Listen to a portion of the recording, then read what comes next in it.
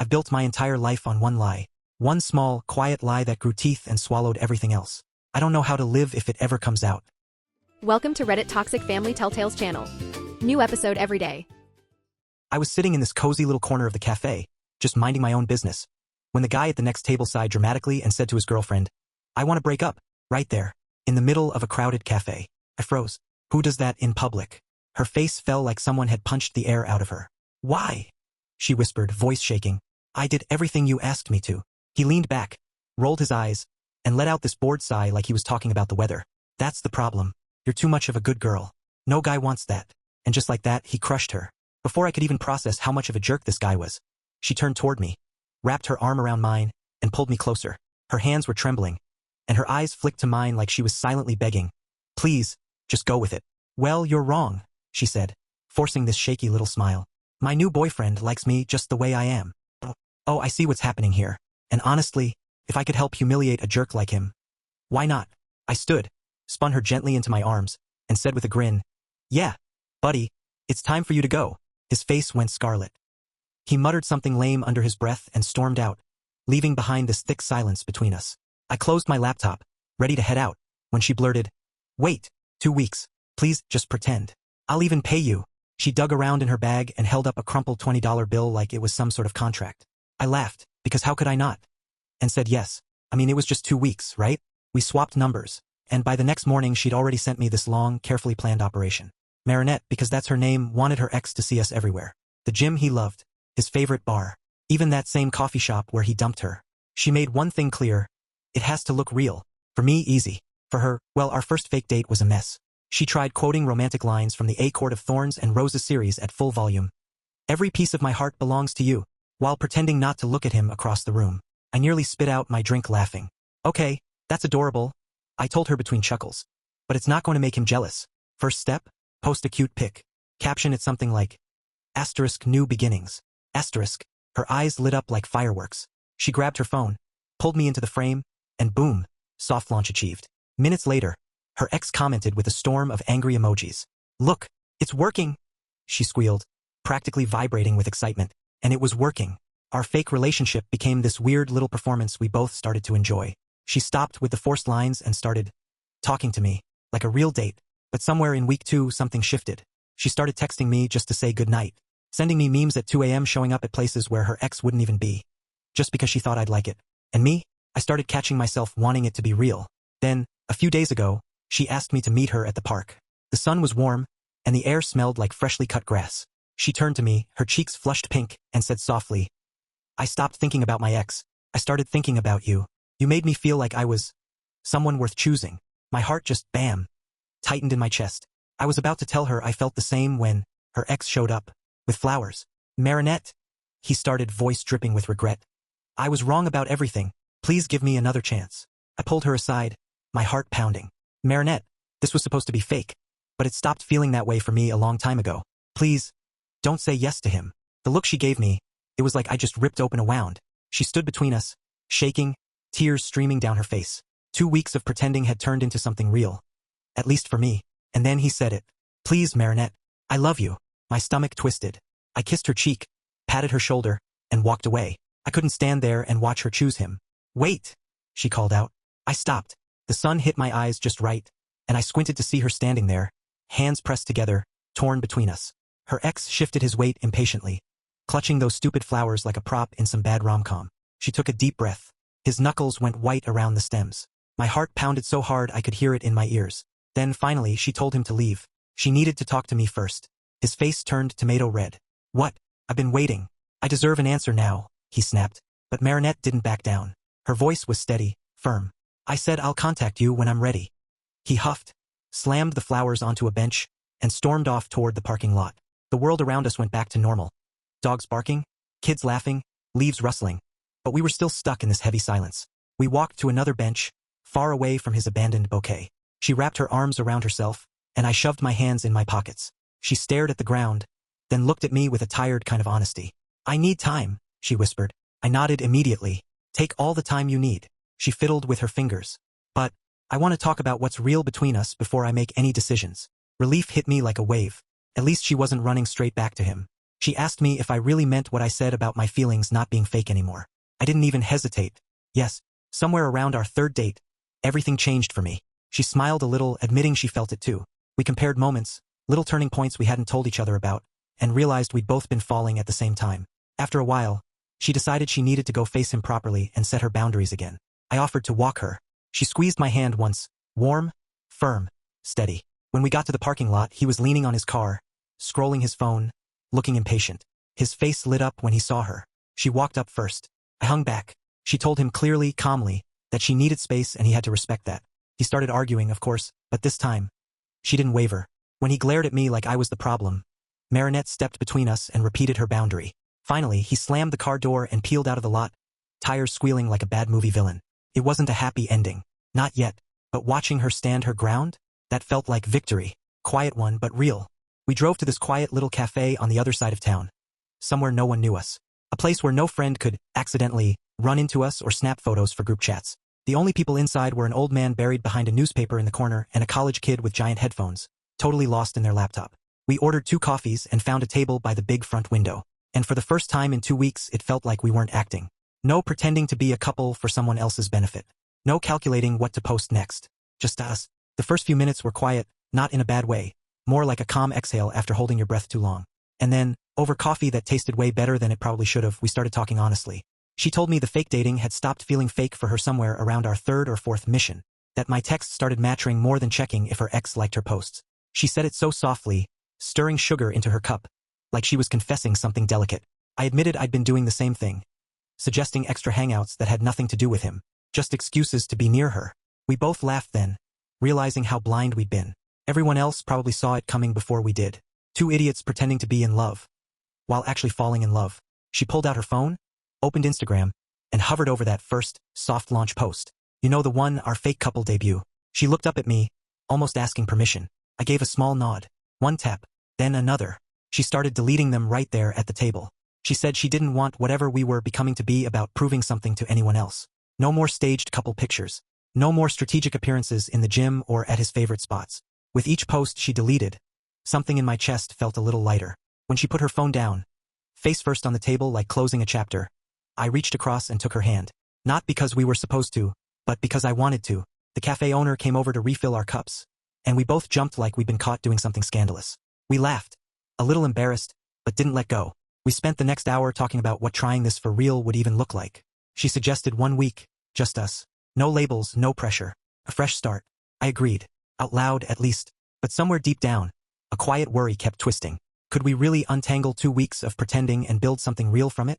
That night, lying alone in my room staring at the ceiling, I couldn't shut my brain off.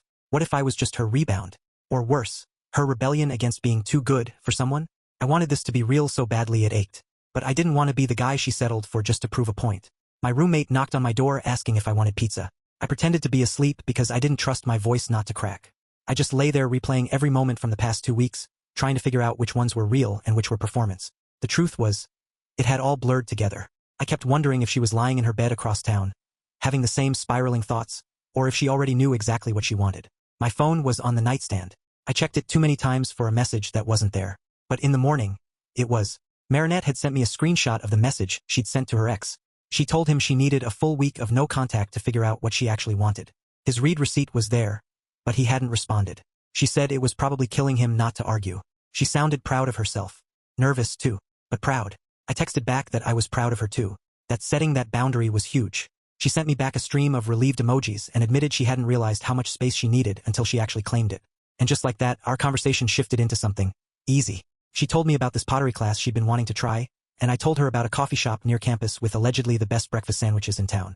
No ex talk, no game plan, just normal everyday chatter. I went to class grinning like an idiot. My roommate teased me, but I didn't care. Our first real date happened 2 days later, and we made it intentionally boring. Grocery shopping. She picked up a box of pasta. I grabbed a jar of sauce. We made fun of ourselves for being hopeless in the kitchen. No one was watching. No one was judging whether we looked like a couple. It was just 2 people wandering aisles, laughing about nothing. Afterward, we wandered through a quiet neighborhood, pointing out random houses and making up ridiculous stories about who might live there. She told me about the time she set off a fire alarm just trying to make toast. I told her about the infamous dinner date that ended with food poisoning. We laughed until our cheeks hurt. 3 hours disappeared without us noticing. When we finally got back to our cars, she hugged me a second too long. And that smile she gave me, it made me believe, just for a second, that maybe this could work. But reality didn't take long to catch up. By day 3, my phone was blowing up. People I hadn't talked to in months were suddenly interested. Are you guys official? Was it all just to make her ex jealous? Why'd you stop posting? It was like our fake relationship had turned into some kind of soap opera everyone was entitled to comment on. I texted Marinette, and she sent back screenshots of her inbox. Same questions, same nosy energy. She said it felt suffocating, like everyone was watching us through a window. We met at the quiet cafe again that afternoon to figure it out. She opened Instagram, showing me all those perfectly curated fake couple posts. Our highlight reel of something that wasn't even real. They don't feel like us anymore, she said. We decided to archive everything. One by one, we watched the staged version of our relationship disappear.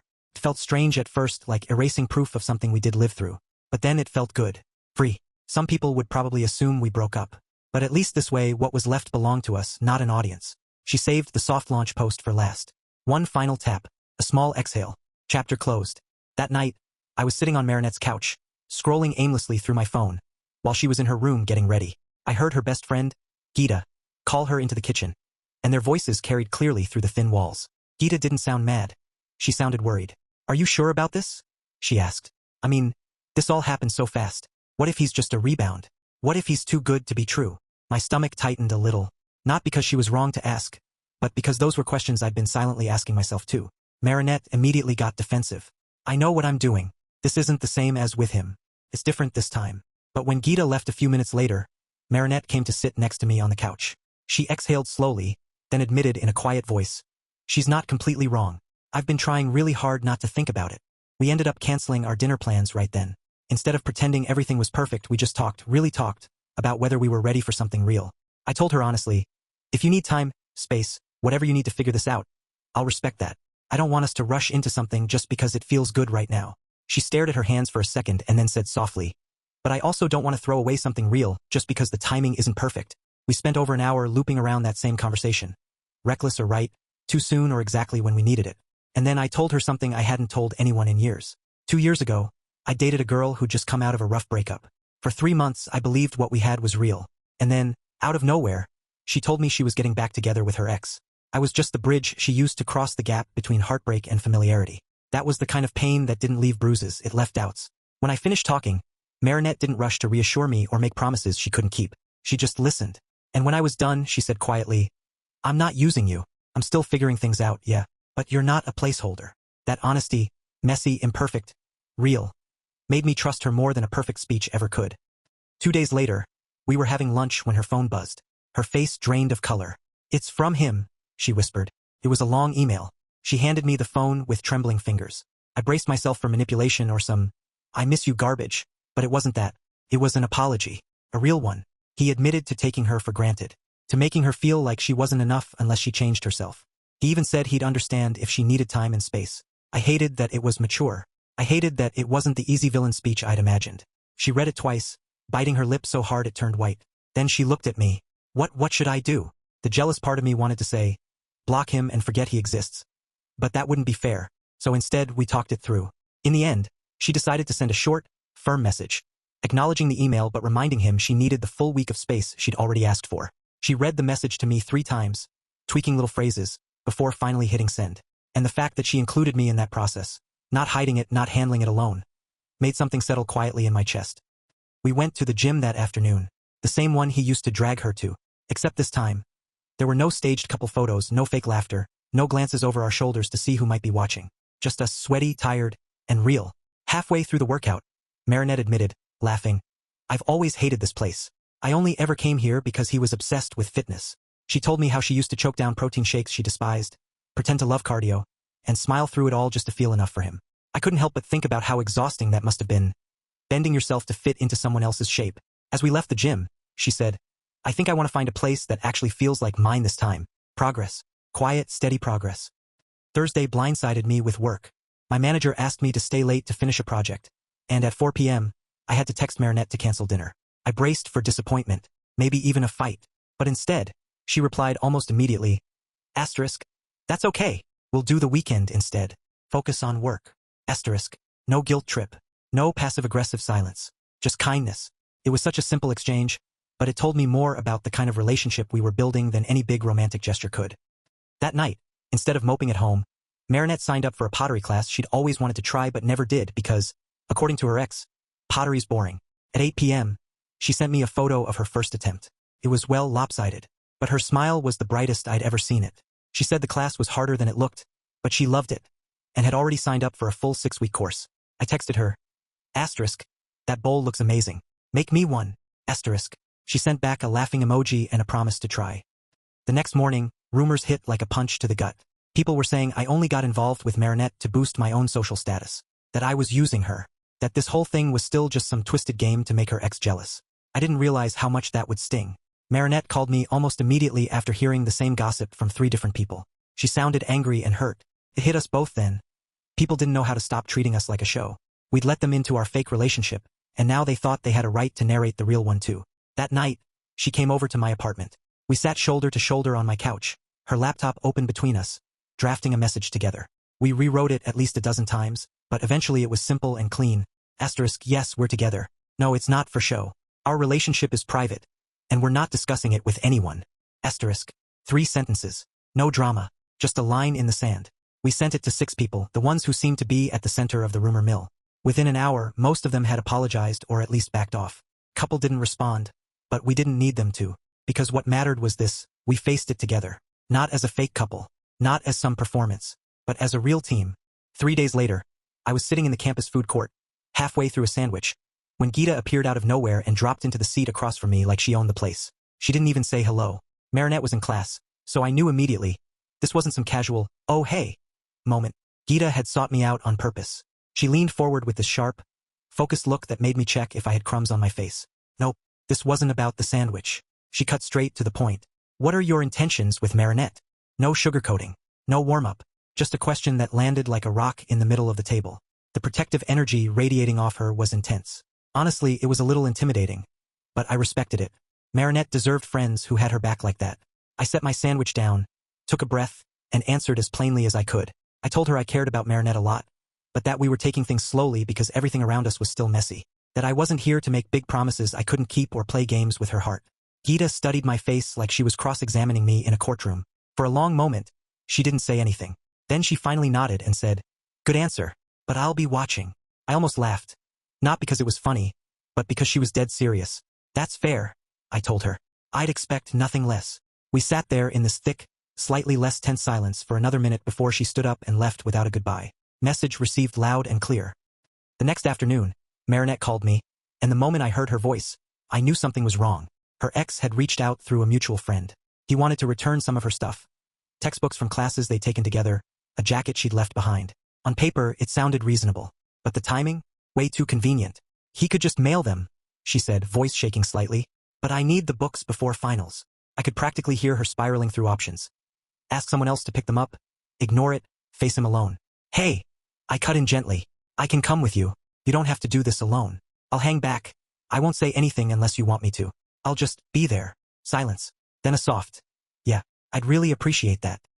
We met her ex the next morning in the parking lot of a coffee shop. Neutral territory. No one's home turf. We arrived 15 minutes early and sat in my car, watching strangers come and go while Marinette's knee bounced like a jackhammer. She checked her phone 3 times in 1 minute even though the time hadn't changed. When his car finally pulled in, I felt this involuntary tightening in my chest. I reminded myself to stay calm. Be quiet. Just be there. He parked a few spots away, got out with a reusable shopping bag, and walked over. Marinette took a deep breath and got out of the car while I stayed by mine, hands in my jacket pockets. Their conversation was quiet and awkward. Stiff posture, minimal gestures. She checked the bag quickly, nodded, and they exchanged a few clipped words about some upcoming exam. 5 minutes. No yelling. No, I miss you. No drama. He got back in his car and drove off. Marinette climbed into the passenger seat, set the bag at her feet, and stared straight ahead like the air had been knocked out of her. "You okay?" I asked softly. She nodded. Didn't say a word. 30 seconds later, her face crumpled and she started sobbing. Not the quiet, graceful movie kind of crying, real crying. The kind that shakes your whole body. I didn't try to fix it. I didn't tell her it would be okay. I just reached into the glove compartment, grabbed the travel pack of tissues I always kept there, and handed it to her without a word. She pressed them to her face and cried until the sobs turned into uneven breaths. Then sniffles. Then silence. Finally, she whispered, "I'm sorry. You don't have to apologize for feeling things," I said quietly. She told me that seeing him again had made everything feel final in a way it hadn't before. She didn't want him back. But the finality of it hit like a punch to the chest. We stayed in that parking lot for almost an hour, engine off, just existing in the quiet. Before we drove off, she turned to me and said, "Thank you for not making me feel weak." That moment stayed with me. That evening, we ended up at her apartment again. Geeta kept to her room, giving us space, and we sat on the couch talking for over 2 hours. Not about the heavy stuff at first, just us. She brought up all the weird inside jokes we developed during the fake dating phase. The nonsense memes we'd sent at 2 a.m. The time we spent 40 minutes debating whether hot dogs count as sandwiches. I reminded her of the nights we'd sat together in comfortable silence. No performing, no pretending, no pressure. She smiled softly and said, "Those moments felt more real than most of my actual relationship with him. With him, I was always performing. With you, I just was." I felt something deep settle in my chest at that. I told her I'd realized the same thing. That even inside a fake setup, we'd built something real. The fake dates had just been the excuse. What we'd grown between them, that was entirely ours. 2 days later, after my shift ended, my coworker Rory asked if I wanted to grab a drink. We headed to a little bar near campus, the kind with sticky tables, dim lighting, and too loud music playing songs everyone somehow knows the words to. We ordered beers, and for a while it was just easy talk about work. But then Rory gave me this look. The one people get when they're about to say something you won't like. He cleared his throat. "Hey man, I'm happy for you and Marinette, really, but I'm gonna give it to you straight." I tensed. She just got out of a relationship. Like barely out. Don't rush into anything serious too fast. I've seen too many people jump in headfirst and crash because they didn't give themselves or the other person time to actually heal. His words stung more than I expected. Probably because a part of me had been secretly wishing we'd already be at that defined relationship stage. Labels, certainty, clarity. But hearing it out loud made something click. He wasn't wrong. I took a sip of beer, feeling my pride deflate just a little. "Yeah," I said finally. "You're right. I needed that reminder." Rory nodded. "I'm not saying don't care about her. I'm saying give her room to breathe. And don't build a house on wet cement." That line stuck with me all night. The next afternoon, during my break at work, I was scrolling through social media when I saw it. A photo of Marinette laughing at a table with some guy I didn't recognize. Just a group of students, a study session, nothing scandalous. The caption said, "Psych group prep night." But my stomach still dropped. It wasn't rational. I knew that. We weren't official. She was allowed to have friends. But something about the way she was laughing in that photo, the warmth, the ease, hit a nerve I hadn't expected. I almost didn't bring it up. I almost shoved it down like I'd done in past relationships. But then I remembered our promise. Speak up early. Don't let small cracks become breaks. That night when she called, I told her the truth. I saw that photo, and I know it's dumb, but I got a little jealous. I braced for defensiveness. But Marinette didn't get annoyed. She got real. She explained it was a group project for her psych class. The guy in the photo was her assigned partner. He'd been helping with the presentation for weeks, and, she added with a tiny laugh, he had a girlfriend. I exhaled without realizing I'd been holding my breath. We ended up talking a lot longer than expected about jealousy. Not as some ugly thing to avoid, but as something real that we could handle together. She said, "If I saw you talking to some girl and didn't know the context, I'd feel weird too." We both laughed at how messy actual relationships are compared to the picture-perfect fake one we'd staged before. Honesty felt better than pretending to be chill.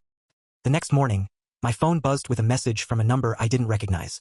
The profile picture was a guy I vaguely remembered from Marinette's ex's photos. The message was long, dripping with fake concern. He claimed he just wanted to warn me, said Marinette always demanded too much, that her ex had tried everything to make her happy, but it was never enough, that I'd never be able to keep up. I didn't even dignify it with a response. I took a screenshot and sent it to Marinette. She called me within minutes, her voice tight with anger. "Of course it's one of his friends," she snapped. "They're just repeating his insecurities like gospel." She explained how her ex used to complain to his friends about how demanding she was, when all she'd wanted was the bare minimum of emotional effort. We talked it through calmly, then blocked the guy on both our phones. Just like that, one less outside voice in our relationship. That led naturally into Marinette suggesting something she'd been mulling over. A full 30-day social media blackout. No couple posts, no cute check-ins, no subtle hints. Just us, she said. No audience. I immediately agreed. The idea felt like a breath of fresh air after weeks of feeling watched. She stuck out her hand like it was a business deal. I laughed and shook it. Felt good. Lighter. A few days later, we planned a casual group dinner with mutual friends. Not to make some statement, just to exist in public without making a spectacle of it. Marinette was nervous, worried people would stir things up. I squeezed her hand and reminded her, "We don't owe anyone a performance." The restaurant was noisy and warm, the kind of place where the servers laugh with you and the plates don't match. 8 of us sat at a long outdoor table, talking about exams, weekend plans, and random memes. But of course, there's always that one friend.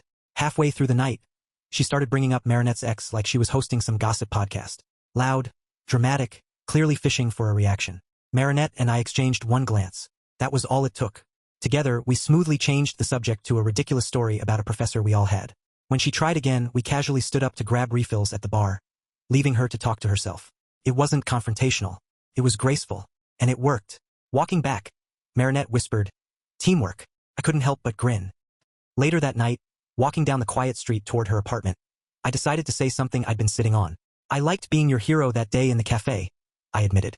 "I liked feeling like I got to swoop in and save you, and I'm scared that without that, I'm just ordinary." Felt stupid to say out loud, but I did anyway. Marinette stopped walking, turned to face me and said, gently but firmly, "I don't need a hero. I need a partner. Someone who treats me like an equal. I can save myself." The words landed deep. I realized then how much I'd been holding on to that rescuer role, like my worth depended on it. But being an equal, that required more strength than being a hero ever did. She opened up too, told me her people-pleasing didn't start with her ex.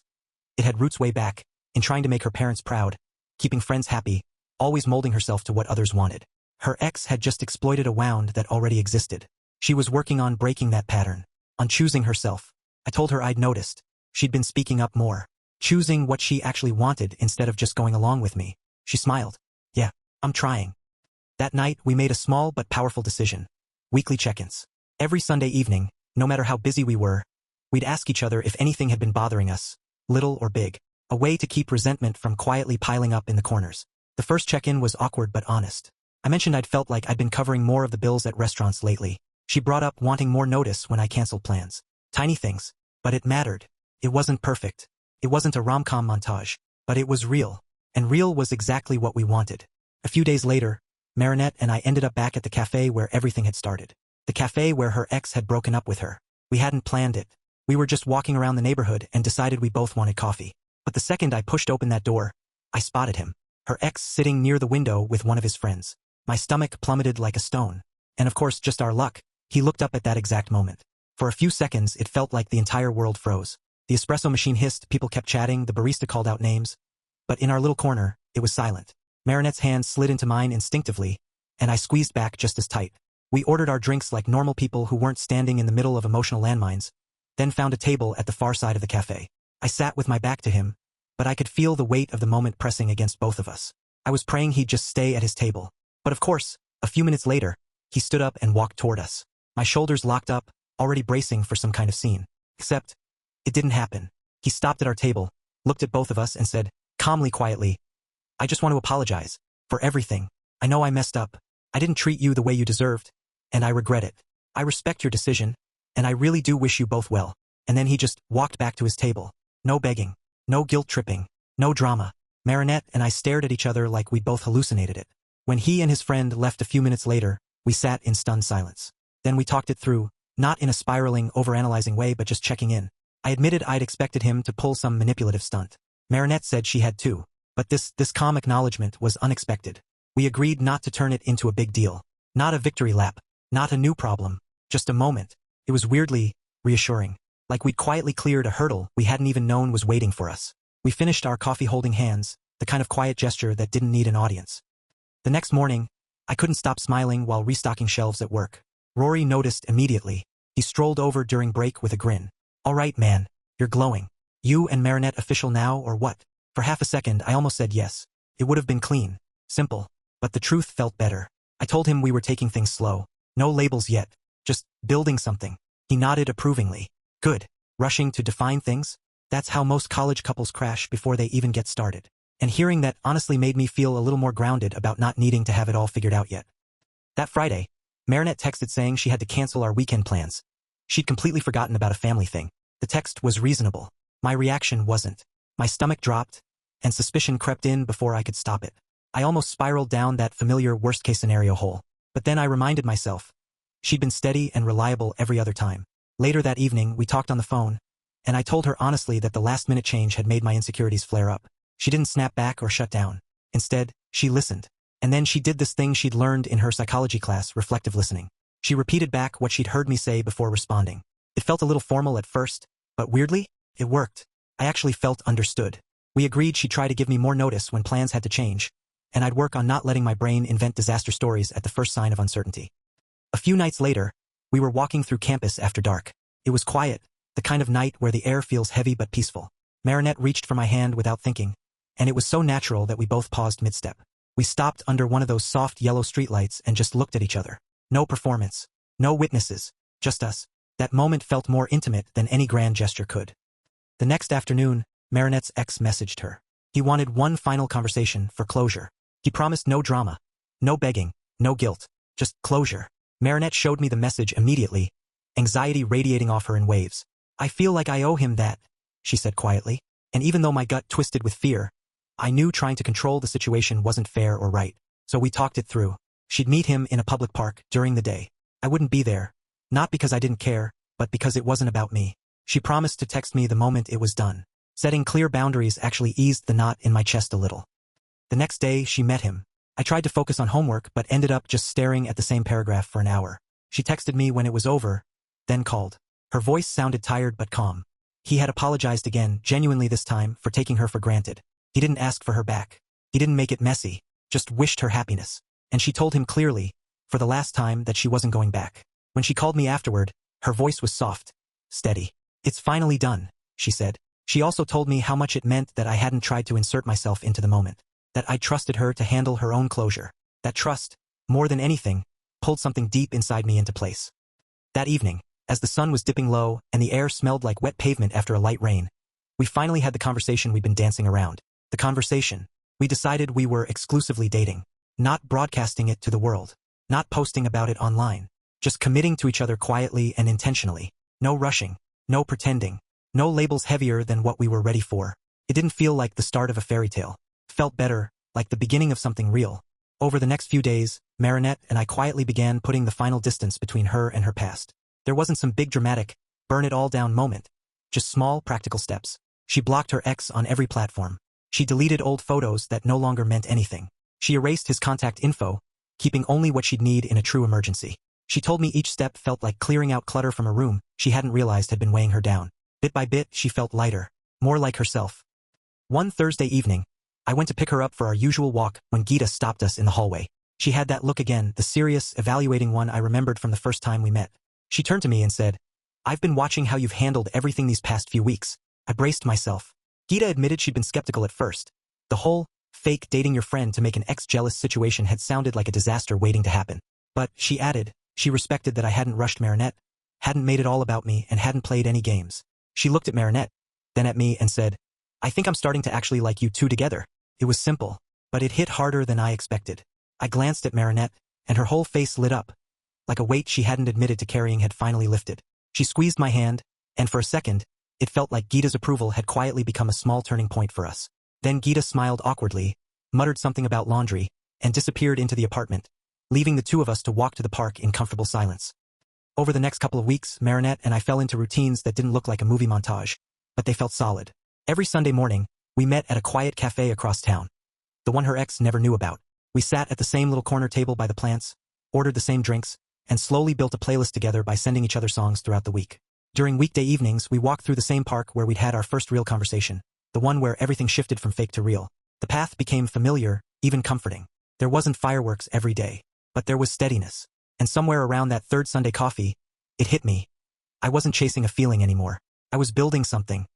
One night during our walk, Marinette awkwardly cleared her throat and said, "Can we talk about money?" She pointed out that I'd been picking up most of the bills for coffee, meals, and little outings. She didn't want me to feel obligated, and she didn't want to feel like she owed me anything either. It was a slightly uncomfortable conversation. Money always is, but it was also honest. We sat on a bench, legs brushing, and came up with a simple plan. Alternating who paid, sometimes splitting things down the middle. No drama, no awkward silence. Just two people figuring out real life together. And weirdly, talking about something that practical made me feel closer to her than 100 cute date moments ever could. The next week, Marinette invited me to lunch with a few of her friends. She was nervous. I could tell from the way she kept fixing her hair and checking her phone. 3 of her friends showed up, friendly but protective, asking subtle questions that were really about one thing. Can we trust this guy with our friend's heart? I answered honestly. I didn't try to perform. By the end of lunch, the tension had melted. One friend even joked, "You're already better than the last guy." Marinette turned pink and kicked her under the table. As we walked back afterward, Marinette thanked me for understanding why they'd been protective. "Their approval means a lot to me," she admitted softly. And honestly, I got it. A few days later, during our usual Sunday coffee, Marinette's phone buzzed. Her face went pale before she even opened the message. It was from her ex. The message was short and surprisingly respectful.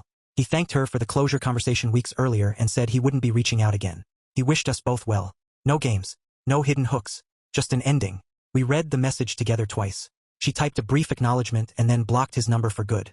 And just like that, the last thread between them quietly snapped. The next afternoon, Marinette asked if we could go back to that cafe, the one where it all began. I want to reclaim it, she said simply. We chose a different table, sat near the window in the warm sunlight, ordered drinks neither of us had ever tried before. We talked and laughed for 2 hours, not performing for anyone, not replaying the past. When we left, the place didn't feel like his anymore. It was just another cafe.